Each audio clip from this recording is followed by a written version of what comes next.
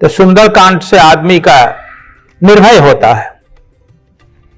जो आदमी भयभीत है अपने जीवन से, संसारिक समस्याओं से, ईर्ष्या से, द्वेष से, भूत से, प्रेत से, नाना प्रकार से भयभीत है, रोग से, कष्ट से, इसे सुंदरकांड के पाठ से ये भय मुक्त होता है, वह बाधाएं दूर होती है। आकि आप पाठ जो है करने के लिए सबसे पहले सूर्य निकल रहा हो, सूर्य के निकलने में 15-20 मिनट लेट हो, पहले मैं सूर्य के निकलने से 15-20 मिनट पहले पाठ शुरू हो जाना चाहिए। संध्या समय सूर्य के डूबने के 15-20 मिनट पहले पाठ शुरू हो जाना चाहिए, खत्म जब हो। दूसरा जो है, हम लोग किसी आसन पर बैठ जाते हैं, जब पत्थर पर बैठकर करिएगा तो पाप प्रभाव कुछ नहीं पड़ेगा, आपका लाश ही होगा।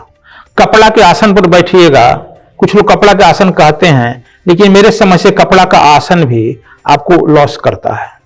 सबसे बढ़िया सुंदर है कंबल पर बैठिए, नहीं तो कुशासन पर बैठिए, यह आसन पर प्रधानता है। दूसरा, जैसे हनुमान जी का जिधर मुंह हो उधर एक घी का दीपक जला दीजिए, उधर ही मुंह कर करिए, नहीं तो सुबह सुबह पूर्व दिशा में मुंह करके पाठ करिए। शाम को पद्मासन पर सिद्धासन पर बैठकर पश्चिम दिशा में करिए। यदि पद्मासन में बैठते हैं तो उत्तर दिशा में बैठना चाहिए। साथ ही पाठ करने के पहले जो हनुमान जी को भोग लगता है, चाना गुड़ रख लीजिए, दीपक जला दीजिए। जो आपको काम है वह कागज पर लिखकर हनुमान जी के सामने रख दीजिए कि क्या काम है, कितना दिन पर चाहते हैं। आप पाठ करते हैं, हजारों काम करती भी हो जाओ, हो जाओ, जब कोई नहीं होगा, एक काम आप लिख कर रख दीजिए। इसके बाद पाठ करते समय उसको दोहराइए। फिर जब का पाठ हो जाता है खत्म, तो वह कागज जो वहीं हनुमान जी के इर्द गिर्द छिपा कर रख दीजिए। तब आप इस तरह से 21 दिन पाठ कीजिए। किसी भी, यदि सबसे अच्छा पाठ का है नवरात्र में करिए, विजयदशमी को हवन कीजिए, नहीं तो किसी महीना के शुक्ल पक्ष में शुरू कीजिए। यदि पुष्य तिथि में कीजिएगा तो और अच्छा है, नहीं तो शुक्ल पक्ष में कीजिए और पूर्णिमा तक हवन कर लीजिए। हवन उसका दशांश होना चाहिए, तर्पण दशांश उसका होना चाहिए, और उसका दशांश मार्जन होना चाहिए। उसका दशांश ब्राह्मण भोजन, साधु भोजन और दक्षिणा होना चाहिए। यह सब हम नहीं करते हैं, केवल पाठ करके तीसरी चल देते हैं। लेकिन यह पूरा हिंदू धर्म में सबका पूरा एक व्याख्या किया गया, क्या क्या करना होगा। बिना हम नेव खोदे मकान उठा दें अच्छा से अच्छा, तो टिकेगा नहीं। तो यह जो है उसके साथ उसका हवन भी है, मार्जन है, तर्पण है, दान है, दक्षिणा है, भोजन है।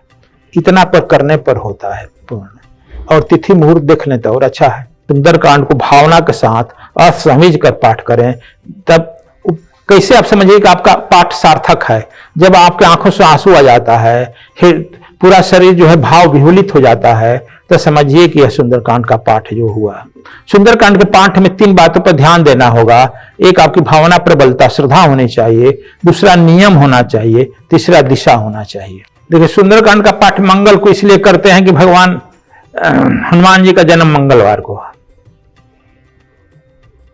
और शनिवार को इसलिए कहते हैं कि जो शनि से ग्रसित हैं, तो शनि जी ने, शनि, राहु और केतु, मंगल, इन ग्रहों का प्रभाव जो हनुमान जी का स्तुति करता है उस पर नहीं पड़ता है। शनि जी ने कहा है अरिष्ट ग्रहों का, इसलिए लोग शनि जी बार का करता है। गुरु जब वह मंत्र देता है, कोई शब्द देता है तो वह मंत्र बन जाता है। हम बिना गुरु के आदेश का कोई पूजा करे, पाठ करे, वह फलौती नहीं होता है। हम किताब चलते हैं, अपने एक बच्चे को नर्सरी में पढ़ाने के लिए अच्छा से अच्छा स्कूल खोजते हैं, और आध्यात्मिक जो है बात जानने के लिए, आध्यात्मिक यात्रा करने के लिए गुरु का खोज नहीं करते हैं। चलते चलते रोड पर किताब खरीद लेते हैं, महात्म पढ़ लेते हैं, अपना अपना करने लगते हैं। इसे फलाफल सिद्धियां नहीं मिलती है। उसी तरह से तुम गुरु भी नहीं किया है, लेकिन श्री राम जय जय राम कह रहा है, पाठ कर रहा है, तो जितना नहीं मिले कुछ तो मिलेगा ही। अग्नि के नजदीक बैठ गए तो कुछ गर्मी मिलेगी ही मिलेगी। ना से हाँ भला है। सुंदरकांड अपने आप में इसलिए सुंदर है कि यह हनुमान जी का शायद सुनते हैं कि बचपन का नाम भी सुंदर ही था, इसलिए कुछ लोग कहते हैं कि सुंदर रखा गया। तो सुंदरकांड का विधि विधान होना चाहिए, ठीक से पाठ करे, तो उसका फलाफल जरूर मिलता है। तुलसी कृत रामायण ज्यादा चमत्कारिक हुआ कि ये भक्ति भावना से लिखा गया है, और भक्ति भावना से जब आप पाठ करते हैं तो आप उसका भावना का फल मिलता है, और भावना से ही भाव समाधि लगती है। जैसे राम के प्रभंश पढ़े लिखे नहीं थे, हनुमान जी को ये तो राम खुश हो जाएंगे, राम को ये तो हनुमान खुश हो जाएंगे, दोनों जो है एक मिल गए हैं। भक्त और भगवान दोनों अंतर नहीं रहती है, इसलिए भक्त और भगवान दोनों एक हो गए हैं, दोनों में कोई दूरी नहीं रह गई। राम के जितने मंदिर नहीं है उससे ज्यादा मंदिर हनुमान जी की बन गई, इसलिए कि हनुमान जी निस्वार्थ सेवा गुरु भक्ति में लगे हैं। असल बात यह है, तो जब तक से हम लोग हनुमान के तरह गुरु भक्ति नहीं करेंगे तब तक से सुंदरकांड का पाठ का कोई फलाफल नहीं मिलता है।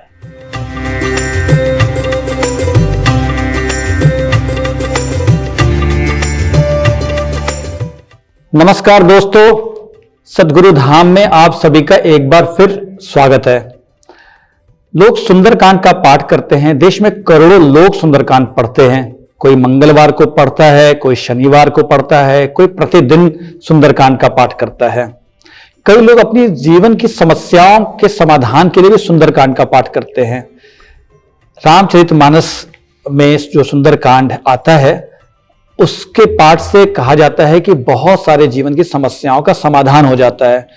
जैसे अगर पारिवारिक संकट हो, परिवार में झगड़े चल रहे हों, या फिर कोर्ट केस हो, मुकदमा हो, या फिर शत्रु आपके ऊपर बलवान हो जाए और जीवन में मंगल नहीं हो रहा हो, तो मंगल कामना के लिए सुंदरकांड का पाठ करते हैं।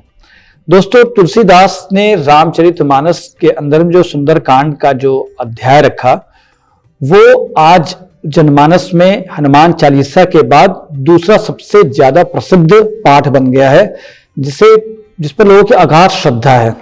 लोग उससे पढ़ते हैं और जीवन में अपनी समस्याओं का समाधान भी पाते हैं। लेकिन कई बार ऐसा होता है कि हम सुंदरकांड का पाठ तो कर रहे होते हैं, लेकिन कोई परिवर्तन जीवन में नजर नहीं आ रहा होता। लगता है जैसे कि हम महीनों से सुंदरकांड पाठ कर रहे हैं, लेकिन जीवन में हमारी जो संकट है, हमारी जो समस्याएं हैं, उनका समाधान नहीं हो पा रहा है। तो क्या ऐसा तो नहीं कि सुंदरकांड का पाठ आप कर रहे हो और वो कहीं गलत तरीके से आप कर रहे हो, कहीं आप में कोई त्रुटि रह जा रही हो?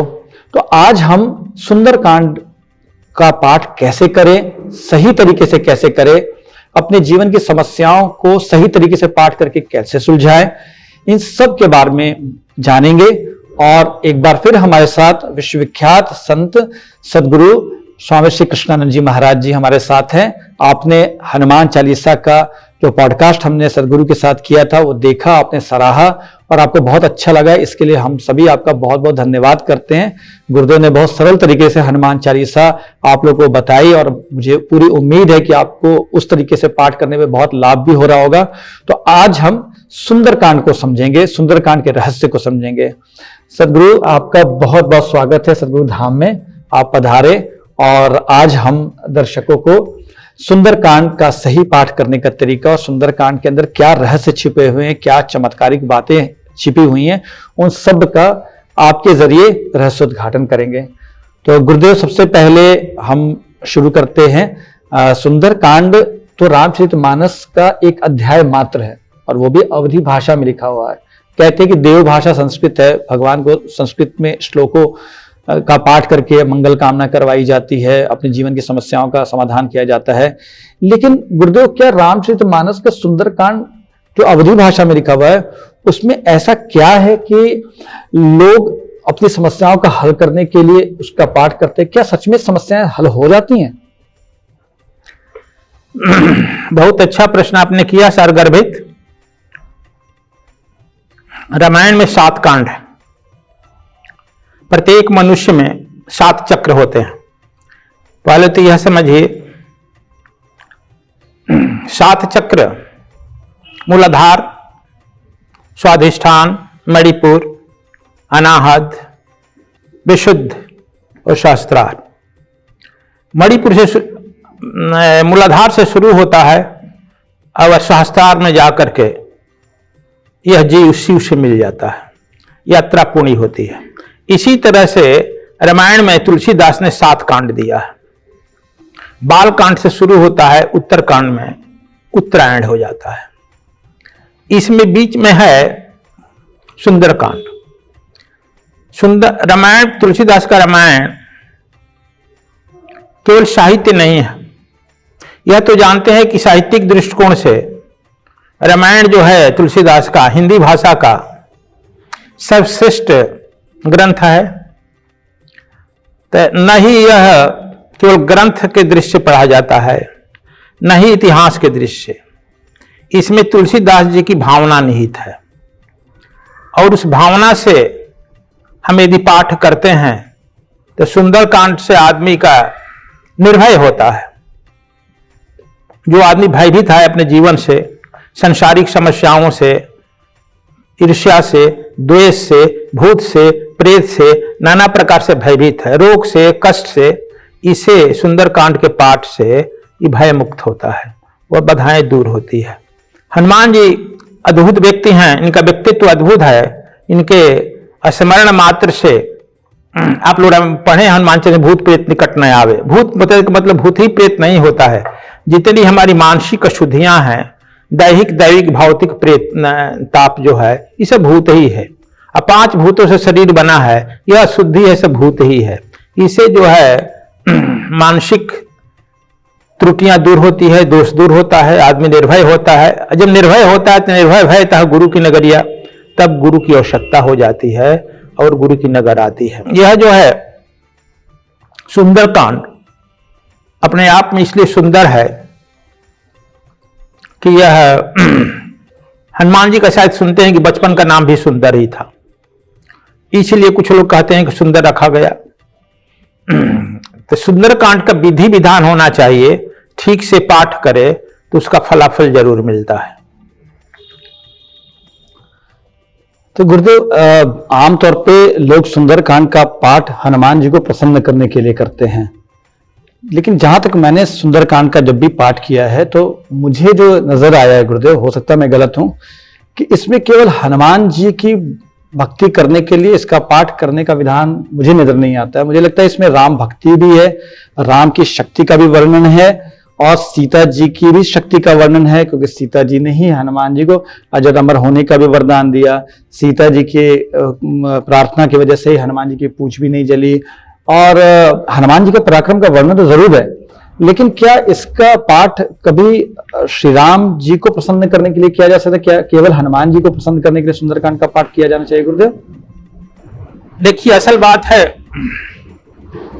किसी भी पाठ और पूजा करने के लिए पहले गुरु की आवश्यकता है। गुरु जब वह मंत्र देता है, कोई शब्द देता है तो वह मंत्र बन जाता है। हम बिना गुरु के आदेश का कोई पूजा करे, पाठ करे, वह फलौती नहीं होता है। हम किताब चलते हैं, अपने एक बच्चे को नर्सरी में पढ़ाने के लिए अच्छा से अच्छा स्कूल खोजते हैं, और आध्यात्मिक जो है बात जानने के लिए, आध्यात्मिक यात्रा करने के लिए गुरु का खोज नहीं करते हैं। चलते चलते रोड पर किताब खरीद लेते हैं, महात्म पढ़ लेते हैं, अपना आप करने लगते हैं। इससे फलाफल सिद्धियां नहीं मिलती है। दूसरी बात है, आप सुंदरकांड में हनुमान जी की, राम जी की बड़ाई, तो थोड़ा पीछे हमको चलना पड़ेगा। हनुमान जी के बहुत गुरु मिले, पढ़ाने वाले पढ़े नहीं। अंत में सब गुरुओं ने हथियार डाल दिया और अपने स्कूल से बर्खास्त कर दिया। उनके पिताजी ने क्रोध में कहा कि तुम्हारे लिए कोई गुरु नहीं है, तो अपने लिए गुरु अपने खोज लो। हनुमान जी ने कहा कि यही तो हम सुनना चाहते थे पिताजी, और ये छलांग मांगे चले गए सूर्य के यहाँ। सूर्य के यहाँ जब पहुंचे तो कहे कि अरे भाई तुम कौन हो, क्या है, हमारे यहाँ आ गया, तो आपको हमने गुरु माना है, आप हमको शिक्षा दीजिए। सूर्य कहे कि मैं रुक नहीं सकता हूं बच्चा, इतनी क्लास लेने के लिए रुकना पड़ता है ना, मैं यदि रुक जाऊंगा तो सृष्टि रुक जाएगी। तुम्हें यदि सामर्थ्य है तो मेरे पीछे सामने गुरु और शिष्य सामने सामने होता है, चलते रहो, मैं शिक्षा देते चलूंगा। सूर्य जो है कहे ठीक है।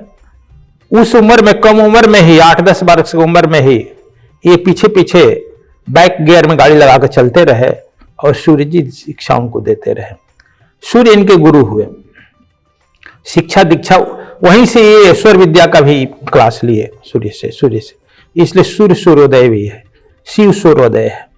तो ये क्लास लेकर चलने लगे, पूर्ण शिक्षा हो गई। तो गुरु जी दक्षिणा, कहा कि दक्षिणा क्या लेंगे, जाओ। कहा कि नहीं, बिना दक्षिणा की यात्रा पूरी नहीं होती है, शिक्षा पूरी नहीं होती, ये अक्षर मांगिए। कहा कि तब तुम जाओ, पृथ्वी पर मेरा एक पुत्र है, उसकी रक्षा करना। तो आपका पुत्र पृथ्वी पर? तो हाँ, कौन है आपका पुत्र? सुग्रीव। बड़ा घबरा है सुग्रीव। हाँ, बाली जो है इंद्र का पुत्र है। पहले लोग छिपाते नहीं थे, इसका मतलब समझे, सत्य बात था बता देते थे। इंद्र का पुत्र है और मेरा पुत्र सुग्रीव है।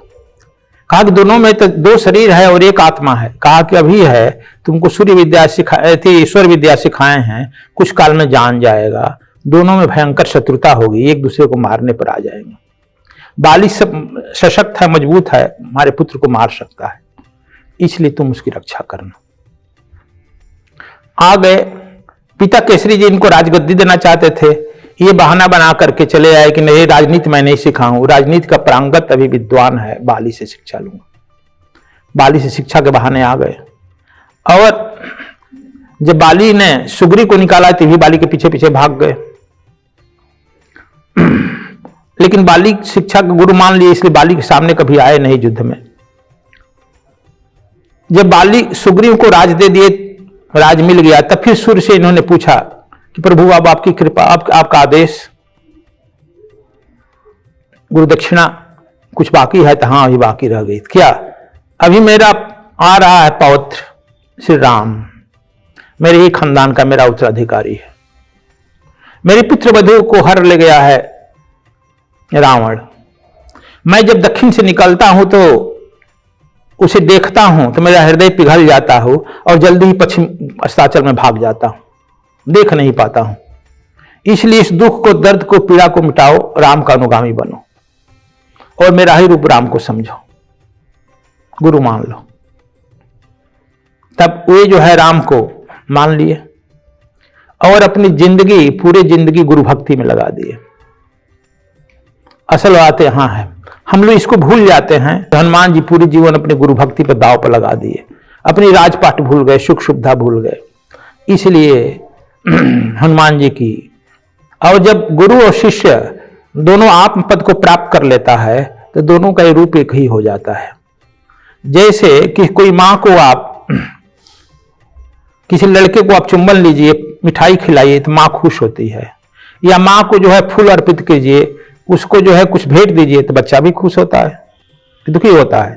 तो इसी तरह से हनुमान जी को कीजिए तो राम खुश हो जाएंगे, राम को कीजिए तो हनुमान खुश हो जाएंगे। दोनों जो है एक मिल गए हैं। भक्त और भगवान दोनों अंतर नहीं रहती है, इसलिए भक्त और भगवान दोनों एक हो गए हैं, दोनों में कोई दूरी नहीं रह गई।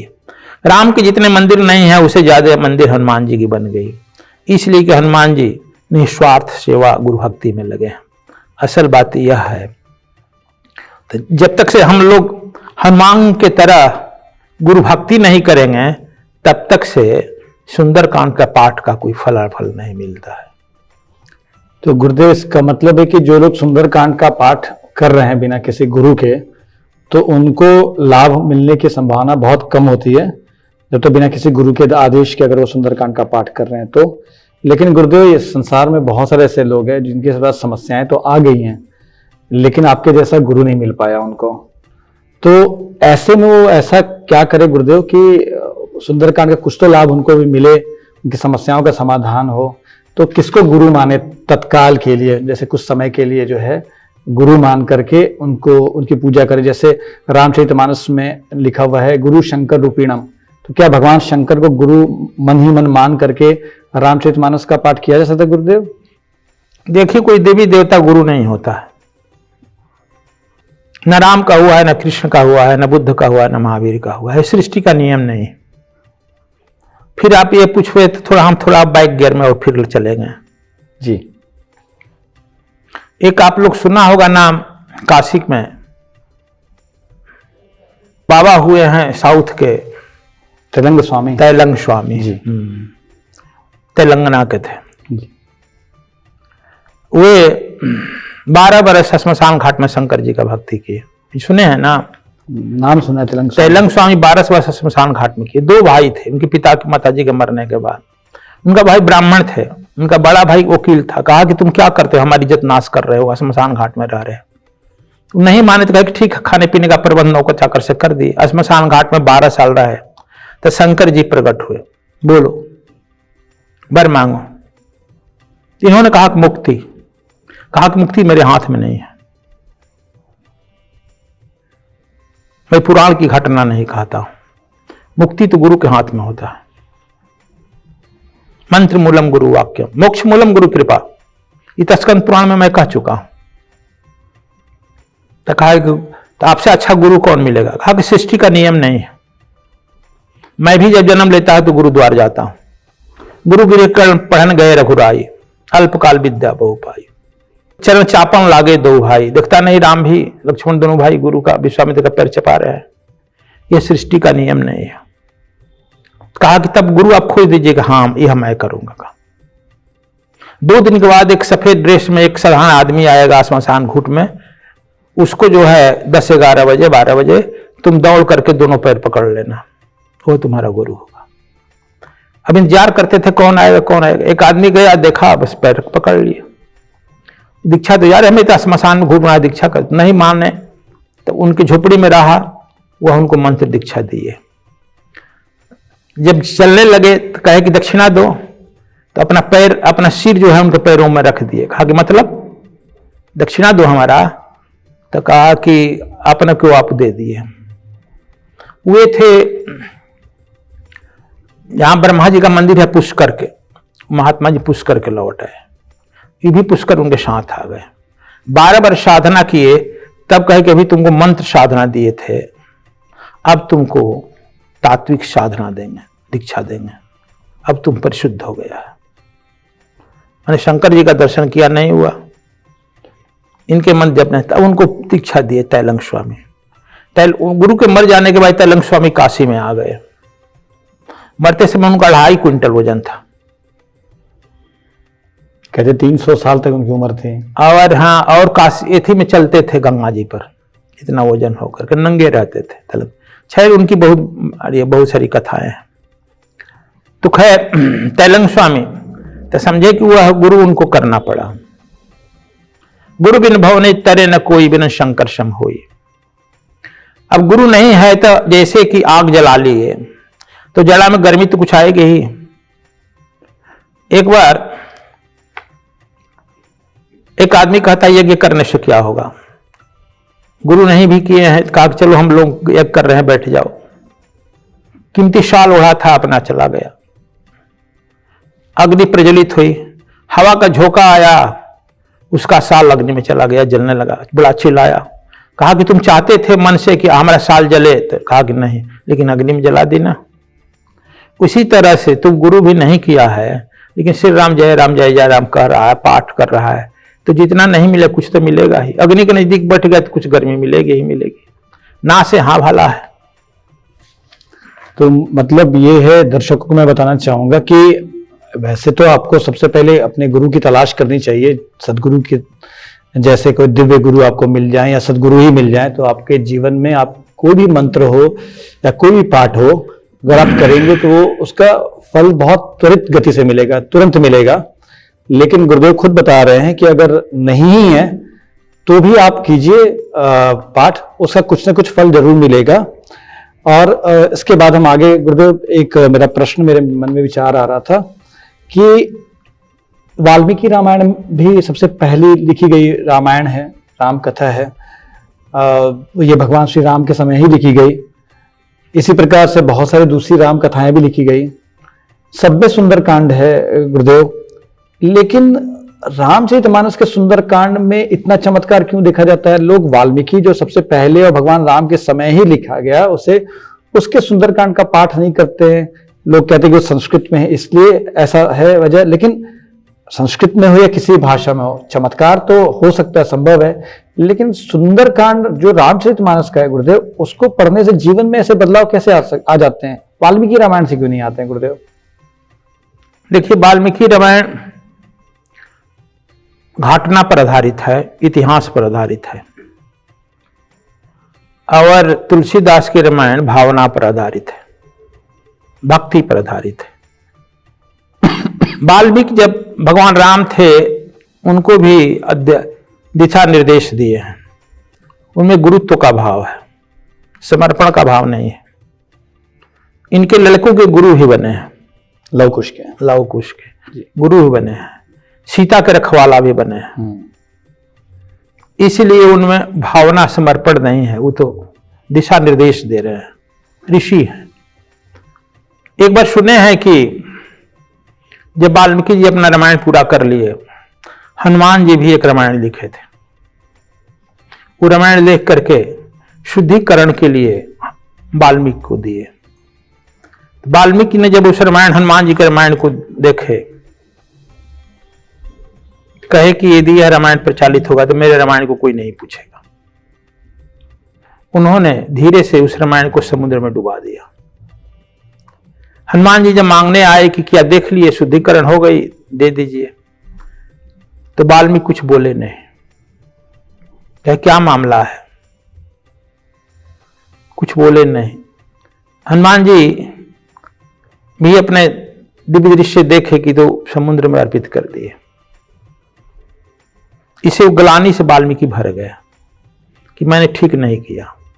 एक दोष होता है ग्लानि का, पश्चाताप का, इसको फिर से लाना पड़ेगा। तब कहते हैं कि इसी ग्लानि को दूर करने के लिए वही वाल्मीकि का जन्म तुलसीदास के रूप में हुआ। और तुलसीदास जी जन्म लेते 32 दांत था, श्री राम जय राम किए और हनुमान जी को इष्ट माने कि आपका रामायण हमने डुबाया है, आप अब प्रेरणा दो, आप क्या चाहते हो, क्या करना, मैं अब इस मनुष्य शरीर में आकर आपकी रामायण का प्रचार करो और लिखो। इसलिए जन्म से उस काम के लिए आए थे भावना से। तो हनुमान जी के कदम कदम पर निर्देशन पर इन्होंने उस रामायण का, इनके मुंह से निकला है, राइटर नहीं है, ये हनुमान जी के निर्देशन में लिखा जा रहा है, लिपिकार हैं, लिपिकार है। तो ये निर्देशन में लिखे और इसलिए इसमें इनकी भक्ति हनुमान जी के प्रति और राम जी के प्रति अगाध हो गई। इसलिए सुंदरकांड सुंदर हो रहा है कि मैं नहीं हूं भगवान, जो करवाना है करवा लो, मैं इसी मेरा अवतार हुआ है, मैं जन्म लिया हूं, अपने गलती अपने प्रायश्चित। हम लोग किसी जन्म में कोई किसी से कह दे कि तुम क्या समझ रहे, तुमसे हम बदला लेकर रहेंगे, अब तू कह दिया, यह लिखा गया, आपका भी जन्म होगा, उस बेचारे का भी जन्म होगा, अब दोनों बदला लो, मारपीट करो। इस तरह से हमारा बार बार पुनरपि जननम पुनरपि मरणम होता है। तो यह तुलसीदास का आगमन इस सुधार के लिए हुआ था और इसलिए यह तुलसीकृत रामायण ज्यादा चमत्कारिक हुआ कि ये भक्ति भावना से लिखा गया है और भक्ति भावना से जब आप पाठ करते हैं तो आप उसका भावना का फल मिलता है और भावना से ही भाव समाधि लगती है। जैसे रामकृष्ण परमहंस पढ़े लिखे नहीं थे, राग कहते ही मन नहीं सुनने पर तैयार है, राग कहते उन्हें समाधि लग जाती थी मन। इसलिए जहां जहां रामकृष्ण परमहंस जाते थे राम बोलना प्रतिबंध लग गया। अब कहिए कि राम बोलना प्रतिबंध लग गया क्योंकि आगे झेल नहीं पाते थे। तो खैर इसी तरह से रामायण जो है तुलसीदास और हनुमान जी की प्रेरणा से, भक्ति से यह उद्गार है। मैंने कहीं पढ़ा था गुरुदेव की जो हनुमान जी ने रामायण लिखी थी अपनी, तो उसको जब वाल्मीकि जी ने समुद्र में डुबो दिया तो उस वो पत्थर पे के पट्टिकाओं पे लिखी गई थी। तो एक पट्टिका कालिदास को भी मिली थी, कवि गुरु कालिदास की उस श्लोक के साथ मिली थी।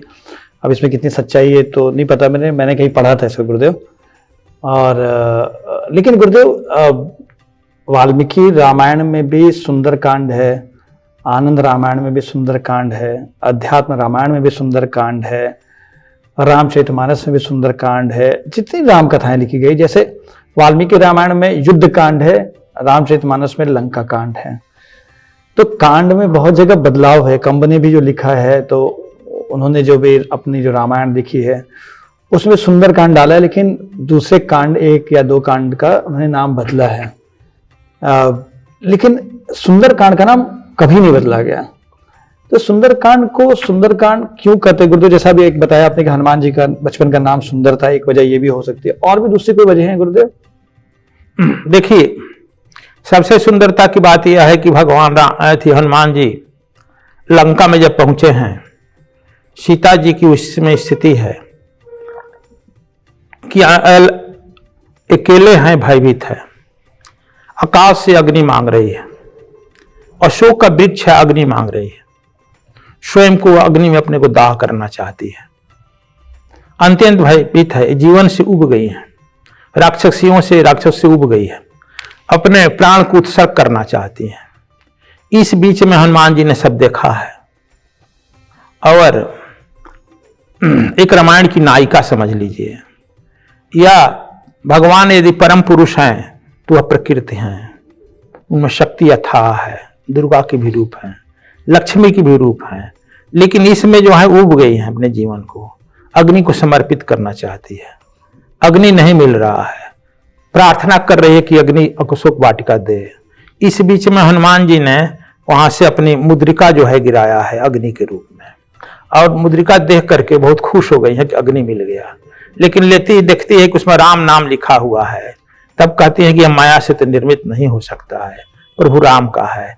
तब ऊपर से वह सुंदर राम की स्तुति करते हैं।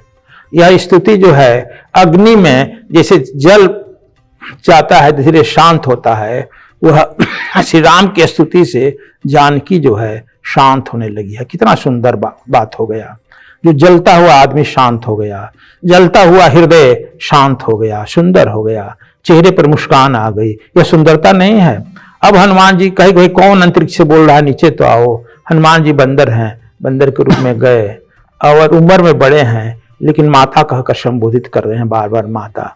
इसलिए जान, और उस समय जब उनके पौरुष पर संदेह हुआ कि आप इतने छोटे रूप में क्या कर सकता है, तो हनुमान जी अपने जिंदगी में एक बार ही विराट रूप दिखाए हैं, जबकि भगवान कृष्ण 3 बार विराट रूप दिखाए हैं। और किसी का विराट रूप से फायदा हो या ना हो, दुर्योधन को तो नहीं हुआ।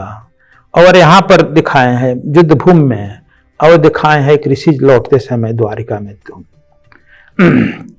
और ये अपना विराट रूप दिखाए हैं। भगवान कृष्ण 5 पांडवों को बचाए हैं। हनुमान जी की सुंदर हैं, ये भी 5 को बचाए हैं।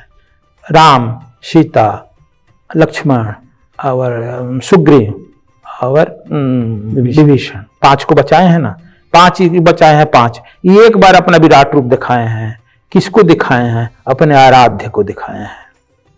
दोनों में अंतर है। 3 बार विराट रूप दिखा, 5 को तो बचा दिए ये भी, फिर भी इनमें अहंकार नहीं है। और मां जानकी जो जलने जा रही थी, उसका हृदय हर्षित हो गया। इतना ही नहीं, उन्होंने देखा कि लंका कि जरा वीरों का हम शक्ति परीक्षण कर लें, तो उसी वाटिका में जानकी के सामने शक्ति परीक्षण भी करके दिखा दिए। बहुत असुरों को मारे पीटे। इसके बाद लंका लोकसभा में चले गए और लोकसभा में यह संदेश दे दिए आकि मैं अकेले तुम पर भारी हूं। यह भी है, यदि भावना है कि गुरु हैं तो गुरु रूप में रावण को समझाने भी गए हैं, तो समझ जाओ तो बहुत अनर्थ किया है, मान जाओ। गुरु काम है समझा देना, नहीं समझेगा तो वो अपनी पौरुष भी दिखा दिए हैं कि लंका हम ही ने तुमको दिया है दान में और हम ही जला रहे हैं। इसलिए हनुमान जी ने लंका जलाया। लंका जलाने का अर्थ यह नहीं घर मकान जलाए, जो जो उसके आयुध के समान जहां जहां थे बम आयुध के समान, उस जगह को जला दिए, नष्ट कर दिए। इसे रावण का शक्ति आधा हो गई। आधा युद्ध तो वह करके जानकी को फिर आकर बता दिए आकि देखो आधा युद्ध तो हो गया, यदि मैं चाहूं तो आपको लेकर चलूं और लंका को विध्वंस कर दूं, लेकिन ये काम तो भगवान का है। आगे कथा वह होगा जिसको नारद आदि गुण गाएंगे। इसलिए यह सुंदर कांड है कि सुंदरता प्रदान कर रहा है, सबको शीतलता प्रदान कर रहा है। और जब जानकी को शीतलता प्रदान किया तो किसको नहीं पड़ेगा। जब विषम परिस्थिति में आदमी का जीवन भी युद्ध है, आज का आदमी बहुत चिंतित है, बहुत टेंशन में है, बहुत युद्ध है, आदमी कदम कदम जीवन युद्ध है। इसीलिए सुंदरकांड की महत्ता बढ़ गई है। उसमें यदि सुंदरकांड को भावना के साथ अर्थ समझ कर पाठ करें, तब कैसे आप समझिए कि आपका पाठ सार्थक है। जब आपके आंखों से आंसू आ जाता है, फिर पूरा शरीर जो है भाव विहुलित हो जाता है, तो समझिए कि यह सुंदरकांड का पाठ जो हुआ। सुंदरकांड के पाठ में 3 बातों पर ध्यान देना होगा। एक, आपकी भावना प्रबलता, श्रद्धा होनी चाहिए। दूसरा, नियम होना चाहिए। तीसरा, दिशा होना चाहिए। तो गुरुदेव, बहुत सारे लोग जो हैं सुंदरकांड का मंगलवार को पाठ करते हैं, कुछ लोग शनिवार को पाठ करते हैं। तो बड़े सुंदर तरीके से सुंदरकांड का महत्व समझाया गुरुदेव। कुछ लोग जो है रेगुलर भी पढ़ते हैं, तो वास्तव में सुंदरकांड के पाठ करने का एकदम सही तरीका क्या है गुरुदेव? देखिए, सुंदरकांड का पाठ मंगल को इसलिए करते हैं कि भगवान हनुमान जी का जन्म मंगलवार को, और शनिवार को इसलिए कहते हैं कि जो शनि से ग्रसित हैं, तो शनि जी ने, शनि, राहु और केतु, मंगल, इन ग्रहों का प्रभाव जो हनुमान जी का स्तुति करता है उस पर नहीं पड़ता है। शनि जी ने कहा है अरिष्ट ग्रहों का, इसलिए लोग शनि जी बार का करता है। देखिए, ठीक ठीक तो है करवा आकि आप पाठ जो है करने के लिए सबसे पहले सूर्य निकल रहा हो, सूर्य के निकलने में 15-20 मिनट लेट हो, पहले मैं सूर्य के निकलने से 15-20 मिनट पहले पाठ शुरू हो जाना चाहिए। संध्या समय सूर्य के डूबने के 15-20 मिनट पहले पाठ शुरू हो जाना चाहिए, खत्म जब हो। दूसरा जो है, हम लोग किसी आसन पर बैठ जाते हैं, जब पत्थर पर बैठकर कीजिएगा तो पाप प्रभाव कुछ नहीं पड़ेगा, आपका लॉस ही होगा। कपड़ा के आसन पर बैठिएगा, कुछ लोग कपड़ा के आसन कहते हैं, लेकिन मेरे समझ से कपड़ा का आसन भी आपको लॉस करता है। सबसे बढ़िया सुंदर है कंबल पर बैठिए, नहीं तो कुशासन पर बैठिए, यह आसन पर प्रधानता है। दूसरा, जैसे हनुमान जी का जिधर मुंह हो उधर एक घी का दीपक जला दीजिए, उधर ही मुंह कर करिए, नहीं तो सुबह सुबह पूर्व दिशा में मुंह करके पाठ करिए। शाम को पद्मावती पर सिद्धासन पर बैठकर पश्चिम दिशा में करिए। यदि पद्मासन में बैठते हैं तो उत्तर दिशा में बैठना चाहिए। साथ ही पाठ करने के पहले जो हनुमान जी को भोग लगता है, चना गुड़ रख लीजिए, दीपक जला दीजिए। जो आपको काम है वह कागज पर लिखकर हनुमान जी के सामने रख दीजिए कि क्या काम है, कितना आदमी पर चाहते हैं। आप पाठ करते हैं, हजारों काम करती भी हो जाए, वो भी हो जाए, कोई नहीं होगा, एक काम आप लिख कर रख दीजिए। इसके बाद पाठ करते समय उसको दोहराइए। फिर जब का पाठ हो जाता है खत्म, तो वह कागज जो वहीं हनुमान जी के इर्द गिर्द छिपा कर रख दीजिए। तब आप इस तरह से 21 दिन पाठ कीजिए। किसी भी, ये सबसे अच्छा पाठ का है नवरात्र में करिए, विजयदशमी को हवन कीजिए, नहीं तो किसी महीना के शुक्ल पक्ष में शुरू कीजिए। यदि पुष्य तिथि में कीजिएगा तो और अच्छा है, नहीं तो शुक्ल पक्ष में कीजिए और पूर्णिमा तक हवन कर लीजिए। हवन उसका दशांश होना चाहिए, तर्पण दशांश उसका होना चाहिए, और उसका दशांश मार्जन होना चाहिए। उसका दशांश ब्राह्मण भोजन, साधु भोजन और दक्षिणा होना चाहिए। यह सब हम नहीं करते हैं, केवल पाठ करके तीसरी चल देते हैं। लेकिन यह पूरा हिंदू धर्म में सबका पूरा एक व्याख्या किया गया, क्या क्या करना होगा। बिना हम नेव खोदे मकान उठा दें अच्छा से अच्छा, तो टिकेगा नहीं। तो यह जो है उसके साथ उसका हवन भी है, मार्जन है, तर्पण है, दान है, दक्षिणा है, भोजन है। इतना पर करने पर होता है पूर्ण, और तिथि मुहूर्त देख लें तो और अच्छा है। कुछ लोग गुरुदेव, जो मैंने देखा है कि जैसे गीता प्रेस गोरखपुर की भी जो सुंदरकांड का पाठ आता है, उसमें शुरुआत होती है किष्किंधा कांड के एक दोहे से, बड़ी बांधत प्रभु बाड़े उससे तनु बढ़ने जाए, पवन तने बल पवन समाना बुद्धि विवेक विज्ञाना। इस तरीके से कहते हैं कि शुरू करें, इसके बाद सुंदरकांड का पाठ करें, फिर हनुमान चालीसा पढ़ें, फिर हनुमाष्टक पढ़ें।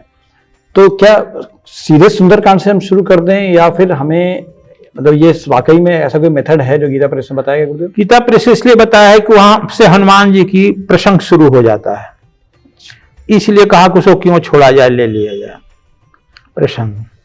कुछ लोग तो कहते हैं यही कि जैसे आप हर दोहा के बाद संपुट करते हैं, करते हैं ना, किससे सरपट करते हैं, कोई ना कोई आप ले लेते हैं। बहुत लोग मंगल भवन अमंगल हारी द्रव हारी करते हैं हर दोहे के बाद, संपुट करते हैं। हाँ। लेकिन बहुत विद्वानों का मतलब है कि सुंदरकांड का पाठ वह शुद्ध हो गया। अच्छा, पाठ करते हैं तो शाश्वत होना चाहिए, कहीं बीच में ब्रेक नहीं होना चाहिए। हम जब वहां संपुट करते हैं तो ब्रेक हो गया, मतलब वहीं पर टूट गया। फिर हम बार बार तोड़ तोड़ करते हैं तो यह टूटन हो जाता है। तो यह बहुत सारे कर्मकांड में व्यवधान होता है। मुरारी बाबू भी इस बात को कहते हैं। तो खैर, अपना अपना मंतव्य है। सुंदरकांड का पाठ जो सुंदरकांड में तुलसीदास जी वहीं से शुरू करो, जहां खत्म है वहां आता है। तो खैर इसीलिए मैंने कहा कि अपने गुरु के निर्देशन में करो तो आपको उसमें दुविधा नहीं होगा। हमारे गुरुदेव जैसे बताए हैं मैं कर रहा हूं, तो ये आपको पूर्णता को प्राप्त करेगा। नहीं तो फलाना यह कर रहा, फलाना यह कर रहा है, आपके मन में दुविधा उछल कूद करते रहेगा, द्वंद्व करते रहेगा, तो उसका फलाफल में भी द्वंद्व आते रहेगा। इसलिए यह अपने अपने बुद्धिमत्ति के अनुसार सब उसकी अलग अलग व्याख्या किया है। मतलब संशयात्मा विनश्यति जो गीता में भगवान ने कहा है कि भाई संशय में रहोगे इससे तो विनाश को उपलब्ध होगा। उससे अच्छा कि किसी गुरु के शरण में जाओ, गुरु आपको सही तरीका बताएंगे। आप आज कल गीता प्रेस का पढ़ लोगे, कल किसी और प्रेस का पढ़ लोगे, सबके तरीके अलग अलग हैं। कोई कह देगा संपुट कर लो कोई कहेगा कुछ और कर लो बीच में, कोई कहेगा कि लास्ट में हनुमान चालीसा के बाद ओम हंग हनुमते नमः का भी जप कर लो। अनंत चीजें हैं। जैसा गुरुदेव आपने बहुत अच्छे से बताया कि संपुट पाठ भी ना करे लोग, जहां से सुंदरकांड शुरू होता है वहां से लेकर अंत तक करे तो दर्शकों को उसका लाभ निश्चित तौर पर मिलेगा। और अगर गुरु मिल जाए तो सोने पे सुहागा है कि गुरु के निर्देशन में अगर आप सुंदरकांड का पाठ कर रहे हैं या किसी भी मंत्र का पाठ कर रहे हैं तो उसका तो फल अलग होता ही है। गुरुदेव एक बहुत ही विवादास्पद दोहा है जिसकी वजह से भगवान श्री राम पे, तुलसीदास जी पे, इन सब पे आरोप लगाए जाते हैं कि वो शूद्र विरोधी हैं, नारी विरोधी हैं।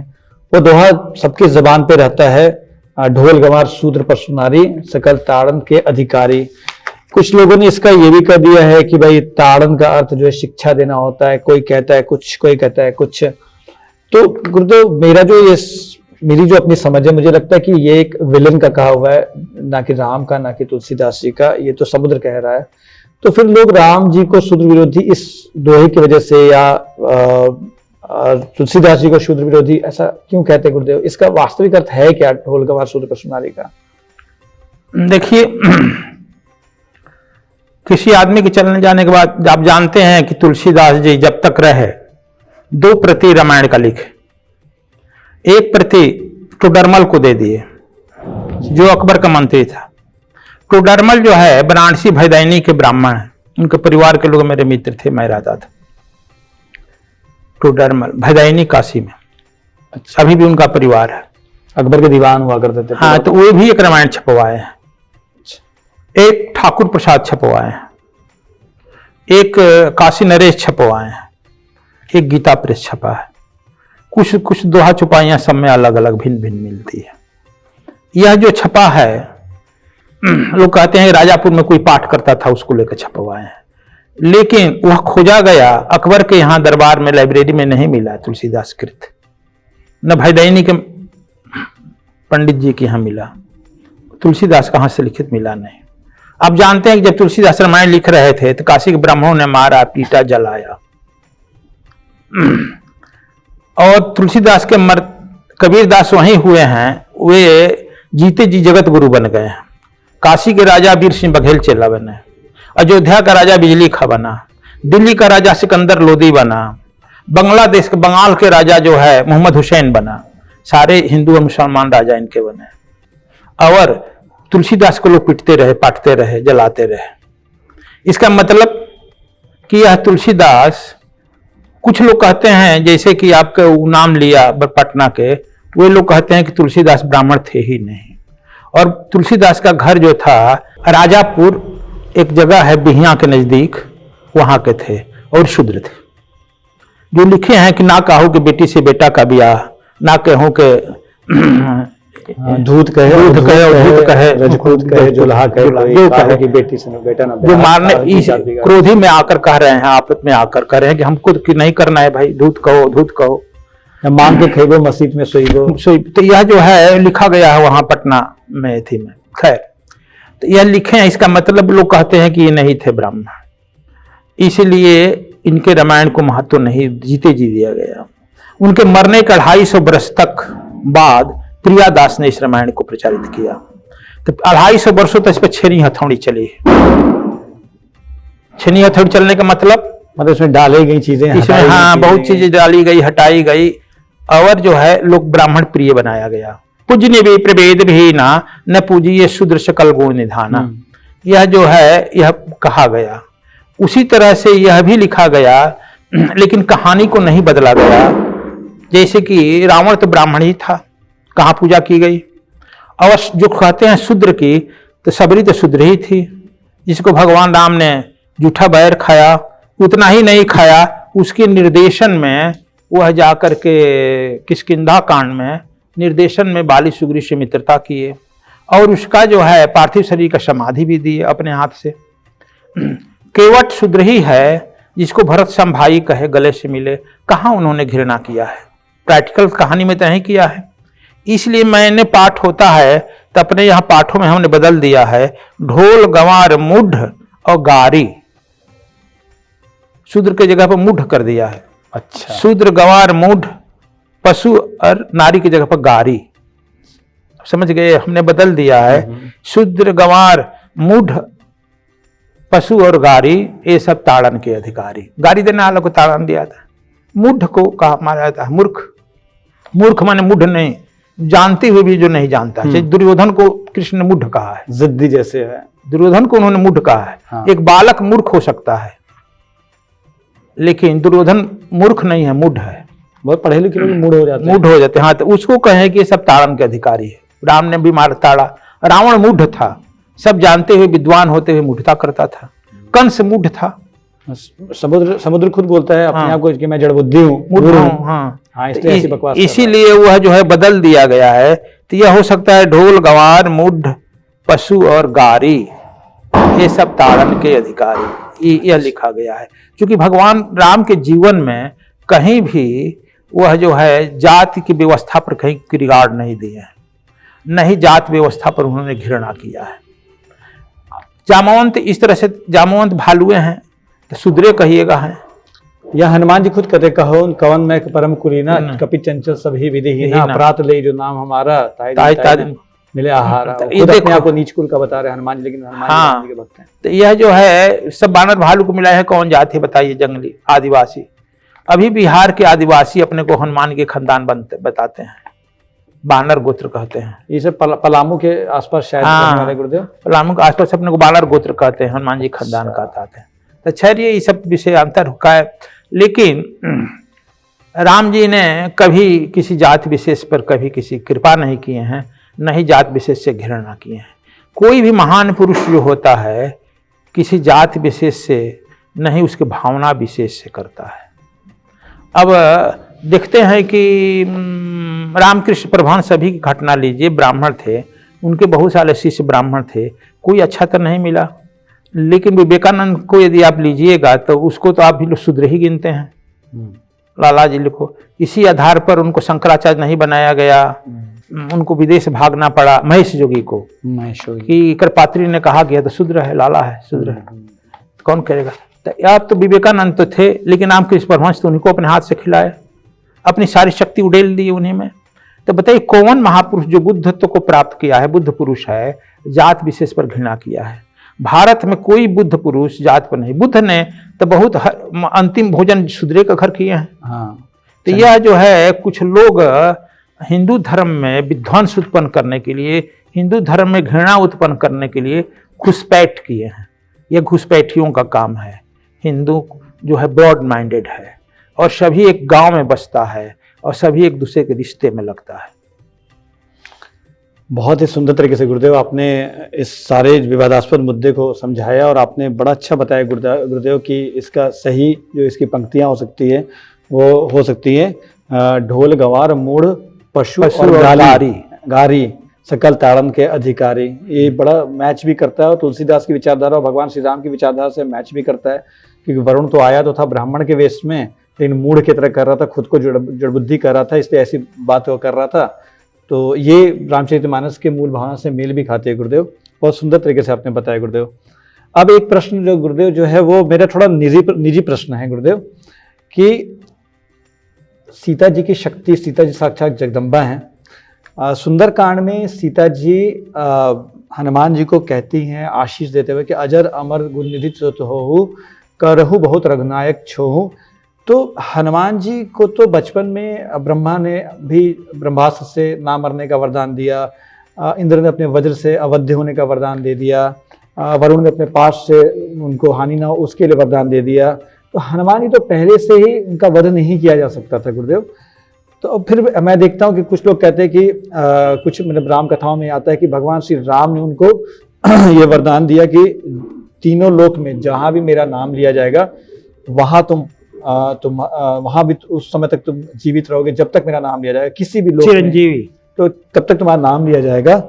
तो अगर राम जी ने ये वरदान दे ही दिया था बचपन में इनको इतने सारे वरदान मिल ही गए थे, तो सीता जी ने ये वरदान क्यों दिया कि अजर अमर गुणनिधि सुतो होहु, मतलब उन्होंने अजरता अमरता का वरदान क्यों दिया? ये तीनों चीजें थोड़े विरोधाभासी नजर आती गुरुदेव मेरे को।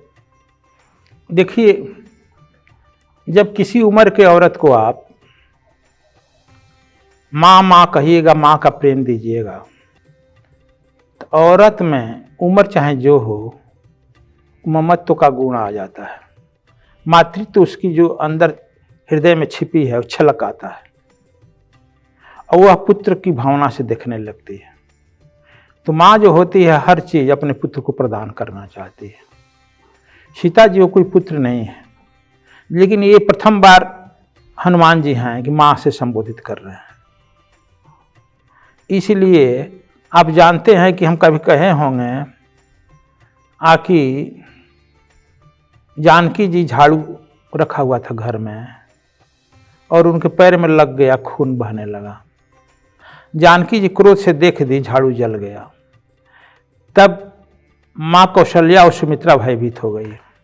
राम जी आए तो बबुआ को अपने घर में ले गई।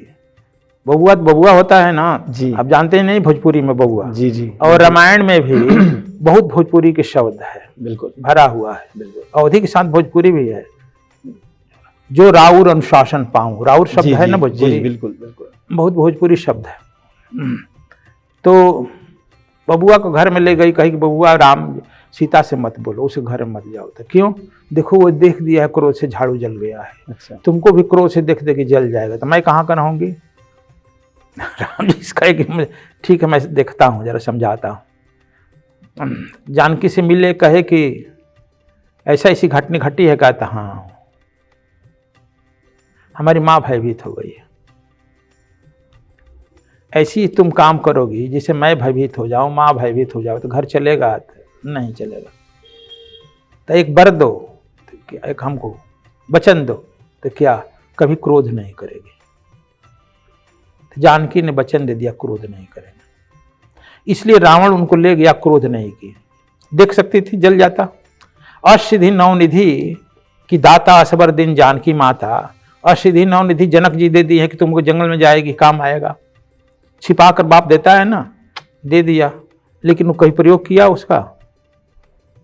नहीं, कभी नहीं प्रयोग की। उसके तरह उसके यहाँ इसी तरह से रखा हुआ था। कहा कि यह लड़का हमारा बहुत अच्छा है, यह काम कर रहा है, लंका में कुछ करेगा, इसलिए उन्होंने अजर अमर का वरदान दिया। भगवान राम चिरंजीवी के दिए हैं। चिरंजीवी माने बहुत दिन जियो, लेकिन बुढ़ापा तो आएगी। जैसे द्रोणाचार्य पुत्र त्रोणी जिंदा है, लेकिन दर्द से अभी व्याकुल है। एक हिमालय के साधु हमसे मिले थे, क्या नाम है, तो वह जो है दवा देते हैं जड़ी बूटी। वह बोले कि हमारे यहाँ अस्वस्थमा आया था, दर्द है, मैंने उसको जड़ी दिया। फिर एक हफ्ते के बाद आया कि एक हफ्ता ठीक था, फिर मेरा दर्द बढ़ गया। कहा कि मैं दर्द का दवा दूंगा, अभिशाप का नहीं, श्राप का नहीं। तुम श्रापित हो, तुम बताओ अपना परिचय। तब बताए कि मैं अस्वस्थमा हूँ।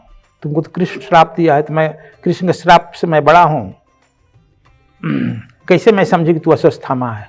कहा जितना भारी हो तलवार आप बनाइए, मैं 1 महीने के बाद आऊँगा। तो 1 क्विंटल का लोहे का तलवार बनाया। 1 क्विंटल समझते हैं लोहा ना? हाँ बिल्कुल। वह जब आया अस्वस्थमा, कहा क्या बना है? तलवार। तो 2 उंगलियों से इधर उठा लिया और सामने कहा कि पत्थर रखा हुआ था, उस पत्थर से और तलवार से पत्थर पर मारा, पत्थर 2 भाग में बट गया। कहा कितने पर सो लो। लेकिन देखो अजर तो है, अजर नहीं है, अमर तो है, लेकिन दूर तो जा रही है ना। वो शरीर तो छोड़ना चाहता है, लेकिन छूट रहा नहीं है। सुने हैं कौआ अमृत कुंड में जाकर पानी अमृत पी लिया, अमर तो हो गया, अब दूसरा आदमी जा रहा था तो कौवा वहीं बैठकर मार कर मत पियो मत पीनो, भूल कर मत पीना, मैं पू लिया हूँ। क्या मैं अमर हो गया? मर नहीं सकता हूँ, लेकिन मेरे पंख गिर रहे हैं, आँख की ज्योति घट रही है, मैं मरना चाहता हूँ, मर नहीं सकता हूँ, इसलिए तुम लोग भी दुख सहेगा। इसलिए जानकी जी ने उन्हें अजर दिया। अजर माने मन नहीं, जर माने बुढ़ापा, बुढ़ापा नहीं आएगी, हमेशा युवा रहेंगे हनुमान जी। हाँ, हरदम शक्तिपूर्ण रहेगा, युवा रहेगा। इसलिए जानकी जी के वरदान में महत्वपूर्ण है अजर। पहले तुम्हें जर नहीं आएगा, बुढ़ापा नहीं आएगी, तब तुम अमर रहेगा। नहीं तो बहुत लोग अमर हैं, दुखी हैं, शरीर छोड़ना चाहते हैं, नहीं छोड़ सकते हैं। लोमस मार्कंडे छोड़ना चाहते हैं, नहीं छोड़ पा रहे हैं, और न बुद्धत्व को प्राप्त कर रहे हैं, ब्रह्म को नहीं पा। तो यह जो है और दुर्घटना घट जाती है घटना की जगह पर कि शरीर नहीं छूट रहा है। इसलिए जानकी जी ने जो वरदान दिया है सबसे महत्वपूर्ण है कि तुम अजर के जुगत रहेगा, जुआ बना रहेगा, शक्तिशाली रहेगा, और जब जब तुम राम और राम के भक्तों पर कष्ट आएगा तो प्रकट हो जाएगा, रक्षा करेगा। ऐसी एक महाभारत में भी कथा आती है गुरुदेव कि बक मुनि एक हैं, तो वो भी जैसे आपने बताया वो कौवे वाली कहानी, उसी तरह वो भी जो है इंद्र उनके पास आते पूछते हैं कि चिरंजीवी आप हैं तो आपको चिरंजीवी होने का फ़ायदा क्या है? बोले फ़ायदे से ज़्यादा नुकसान है कि मैं बूढ़ा होता जा रहा हूँ, मेरे बाल बच्चे, मेरे नाती पोते सब मरते जा रहे हैं, मेरे पीढ़ियाँ मरती जा रही, मैं ज़िंदा हूँ, ऐसे जीवन का क्या लाभ? तो आपने बड़ा अच्छा से इसको बताया गुरुदेव कि अमर तो हनुमान जी को बहुत लोगों ने कर दिया, लेकिन अजर बनाने वाला जो एड ऑन किया वो माता जानकी ने किया, जिस वजह से वो हमेशा युवा हैं, शक्तिशाली हैं, और कभी उनके जीवन में किसी तरह की कमजोरी नहीं आएगी, और वो अपने भक्तों के सामने भक्तों के कल्याण के लिए प्रकट होकर के भक्तों का कल्याण भी करेंगे। तो गुरुदेव ये तो बहुत ही विस्तार से हमने इस पर बात की। गुरुदेव एक अंतिम प्रश्न मेरा ये था गुरुदेव कि चिरंजीवी और अमर होने का भी आपने अंतर बता दिया गुरुदेव, तो अगर हनुमान जी को मुझे प्रसन्न करना है गुरुदेव, तो किस मास में या किस तिथि में हम सुंदरकांड की पाठ की शुरुआत करें, और जब पाठ खत्म हो जाए, हमारी मनोकामना पूरी हो जाए, तो उसको बंद कैसे करें? बहुत सारे लोग इसमें भी फंसते हैं गुरुदेव कि वो फिर कंटिन्यूअस करते रहते हैं कि कहीं भगवान नाराज ना हो जाए। बहुत लोग को पता नहीं होता है कि किसी चीज़ को शुरू करने के बाद एब्रप्टली आप खत्म नहीं कर सकते, अचानक नहीं खत्म कर सकते हैं। खत्म करने का भी एक तरीका होता है, उसको उद्यापन कहते हैं। तो गुरुदेव किस तिथि किस मास में शुरू किया जाए और किस मनोकामना पूरी में उसका उद्यापन कैसे किया जाए सुंदरकांड का गुरुदेव? सबसे तो अच्छा है कार्तिक मास को पूर्णिमा को जन्म है ना हनुमान जी का, इसी मास में शुक्ल पक्ष के एकम से शुरू करिए, लेकिन वो विधि विधान से शुरू करिए, जिसे जो उनका भोग है रोज लगे, दोनों टाइम जब समय है उस समय पर करिए। दिशा दया, आसन, वस्त्र रोज शुद्ध वही पहनिए, पाठ में उरख खोल कर रख दीजिए, वही वस्त्र पहनिए, फिर पाठ न मल मूत्र से उसका संपर्क न हो, शुद्ध होकर पहनिए, पाठ कीजिए, फिर वही खोल कर रख दीजिए आसन पर। फिर उसी आसन बासन को प्रयोग कीजिए, अखंड दीप का जलता रहे।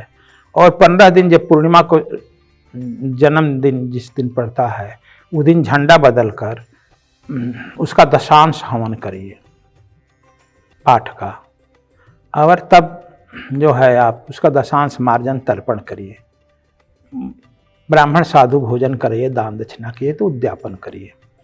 और जो बताए कि जो लिखा, जो आपका एम ऑब्जेक्ट है वो लिख करके वो हनुमान जी के सामने रखिए, विधि विधान से जानकारी प्राप्त कर करिए। इसी तरह से हम लोग करते हैं, आया राम गया राम, किसी कपड़े में कर लेते हैं, फुल पैंट शर्ट में कर लेते हैं, खड़े खड़े कर लेते हैं, चलते चलते कर लेते हैं, कुछ लोग चलते चलते कर लेता है, कहते कर लिए ना। तो यह विधि विधान नहीं है, जानना चाहिए। कई लोग तो ये जिस वस्त्र में आप करते हैं बिल्कुल शुद्ध होना चाहिए। कई लोग तो आजकल जो कुछ लोग ऐसे हैं जो अपने आप को बड़े बड़े एक्सपर्ट समझते हैं गुरुदेव, वो कहते हैं कि आप सुन लीजिए कार में, अगर कार पे जा रहे हैं तो कार में लगा के सुंदरकांड का पाठ सुन लीजिए, सो उससे भी उतना ही फल मिल जाएगा। या आप ईयरफोन पे लगाइए, सुनिए सुंदरकांड का। इसमें कई बार होता है किसी का फ़ोन आ गया, बीच में कट गया, सुंदरकांड अधूरा रह गया, फिर वो शुरू होता है। ये सब तो गुरुदेव इसके तो हानि ही होती होगी गुरुदेव, लाभ होने की जगह। अगर इस तरह से कोई कार में बैठ करके सुन रहा है और आधा अधूरा रास्ते पहुंचा बंद कर दिया, तो आधा अधूरा सुंदरकांड पढ़ने की कोई हानि भी हो सकती है क्या गुरुदेव? चलिए, भक्ति का खेल है, भक्ति में हानि नहीं होती है। अच्छा, तंत्र में हानि होता है। तंत्र में, हाँ। अच्छा। तंत्र का जो है ठीक ठीक होना नहीं, हानि करता है, उल्टा होता है। भक्ति में हानि नहीं होती है। जैसे कोई बच्चा घी का लड्डू टेढ़ा बनाइए, गोला बनाइए, सुंदर बनाइए, कुरूप बनाइए, मिठाई रहेगा, स्वादिष्ट ही रहेगा। इस तरह से भक्ति में हम लोग जो भक्ति भावना से करते हैं, भाव, इसीलिए कहे कि ये भाव है।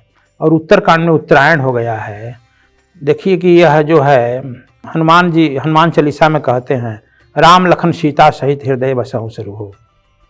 राम लखन सीता है ना, लेकिन जो अयोध्या कांड में आता है, रामायण में आता है, तब कहते हैं सिया राम मैं जग जग जानू, करो प्रणाम जोर जुबान। सीता और राम द्वैत हो गया ना, द्वैत हो गया। और जब यही उत्तरकांड में तुलसीदास उत्तरायण हो गए, 12 वर्ष लगा है ना, 12 वर्ष में तुलसीदास उत्तरायण हो गए, कहे ना कि शास्त्रार है।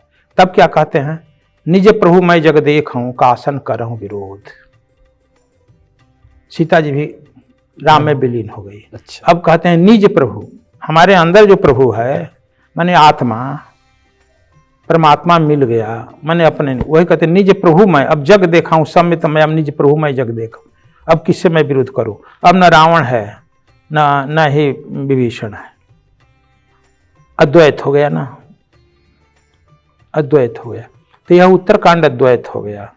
तो हम लोग भी इसको बताया गया, 7 सीढ़ियाँ बनाई गई है। इस तरह से करते करते हम लोगों को भी तुलसीदास के तरह अद्वैत हो जाना चाहिए, उत्तरायण हो जाना चाहिए, और जब हो जाना चाहिए। उत्तरायण जब हम हो जाएंगे, अपने संसार का काम होते रहेगा और आप जो है काम चलते रहिएगा। कब तक हम भीख मांगेंगे? दाता भी तो बनना होगा, और दाता के सारे गुण आप में हैं, वह परमात्मा आपके अंदर है। जैसे तुलसीदास खुद कह रहे हैं निज प्रभु मैं, राम लखन नहीं कह रहे, सिया राम मैं नहीं कह रहे। बहुत लोग कहते हैं कि तुलसीदास कंफ्यूज हैं, का 3 तरह की बात कर रहे हैं।